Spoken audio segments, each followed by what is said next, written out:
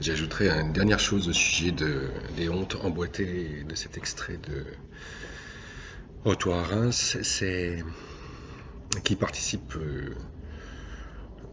de la délicatesse avec laquelle cet élément de la généalogie de la honte est exposé par Didier Héribon. C'est le,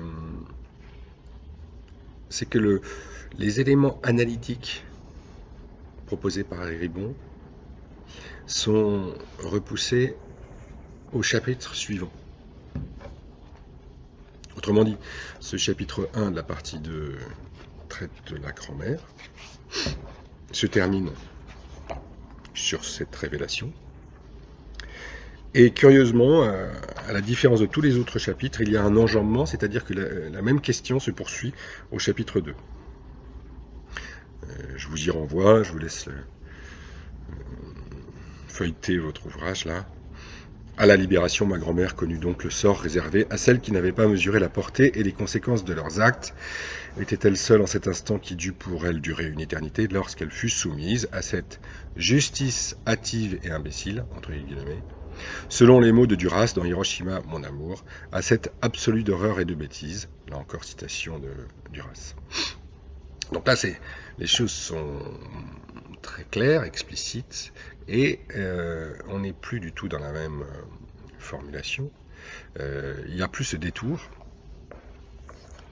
Et cette retenue, puisque la révélation a été faite, cette retenue n'a peut-être plus de mise. Et on change de ton, et Héribon propose cette référence à Duras, au texte de Duras, Hiroshima, mon amour,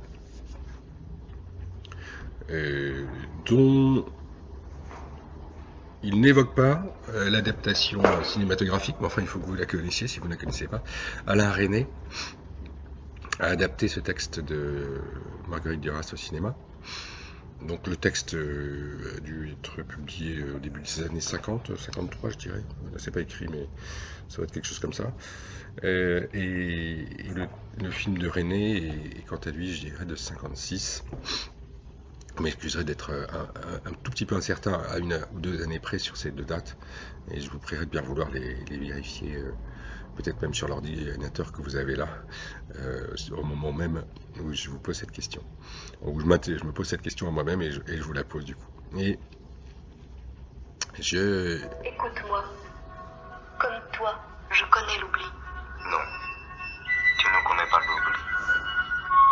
Comme toi, je suis douée de mémoire. Je connais l'oubli. Non, tu n'es pas doué de mémoire. Comme toi, moi aussi, j'ai essayé de lutter de toutes mes forces contre l'oubli. Comme toi, j'ai oublié. Comme toi, j'ai désiré avoir une inconsolable mémoire. Une mémoire d'ombre et de pierre.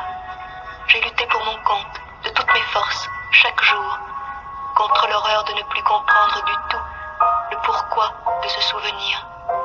Comme toi, j'ai oublié.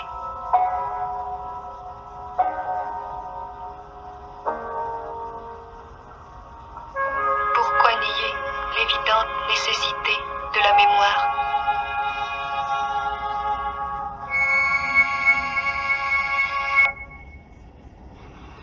voilà. Je ne sais pas ce que donne.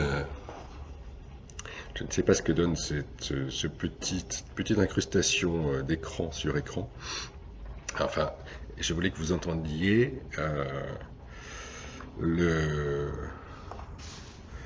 un extrait du texte de Duras et que vous sachiez donc que ce texte et la rencontre amoureuse d'un homme et d'une femme, un homme japonais, une femme française, et ils partagent, ils échangent, lui ayant vécu le traumatisme d'Hiroshima et elle ayant vécu un autre traumatisme à la Libération. Et il est question de la ville de Nevers. Au moins devez-vous savoir que il ne s'agit pas de Reims chez Duras, mais de la ville de Nevers. dans les années 50, ou les années en 45. Voilà. Et donc il y a évidemment cette parenté entre l'évocation de Didier Ribon et celle de Marguerite Duras, adaptée au cinéma par René, et qui est une référence magnifique, un texte magnifique, un film splendide, qui vaut pour d'autres éléments que cette question du souvenir traumatique, de la mémoire, de l'oubli, du souvenir. Donc vous découvrirez ce texte et ce film, l'un ou l'autre, l'un et l'autre, avec sans doute beaucoup de bonheur. C'est quelque chose sur l'excessive puissance du sentiment amoureux et le scandale que porte en elle la révolte d'une femme, et on pourrait dire la révolte du sujet amoureux devant la puissance de l'expérience amoureuse. Et voilà, il y a quelque chose, il ne faut pas que je déflore ce sujet et que je le spoil, mais voilà, c'est un texte et un film qui mérite bien sûr d'être découvert. Ici donc Ribon propose cette extension, ce parallèle entre l'expérience de sa grand-mère et cet élément de haute culture, Hiroshima mon amour. Mais il le fait dans un chapitre distinct, de manière à ménager, à préserver, dans sa grande simplicité, l'évocation de la révélation et de l'événement qu'a connu sa grand-mère, avec beaucoup plus de sobriété. Voilà, donc il me semble que c'est un point important parce que le livre marie l'écriture personnelle, la narration autobiographique et l'enquête sociologique, l'écriture analytique. Et ici, ces deux types d'écriture sont dissociés, alors qu'ils sont dans l'ensemble de l'ouvrage associés. Et là, ici, ils sont dissociés, et je pense avec beaucoup d'égards, de discrétion, de respect, de maîtrise de la raison devant ce dont il est question, à la guerre de ce dont il est question. Voilà, c'est donc le dernier élément, le troisième élément,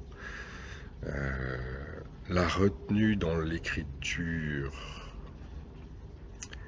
le parallèle entre le désir de femme libre et la moralité, l'éthos de Didier. Et enfin,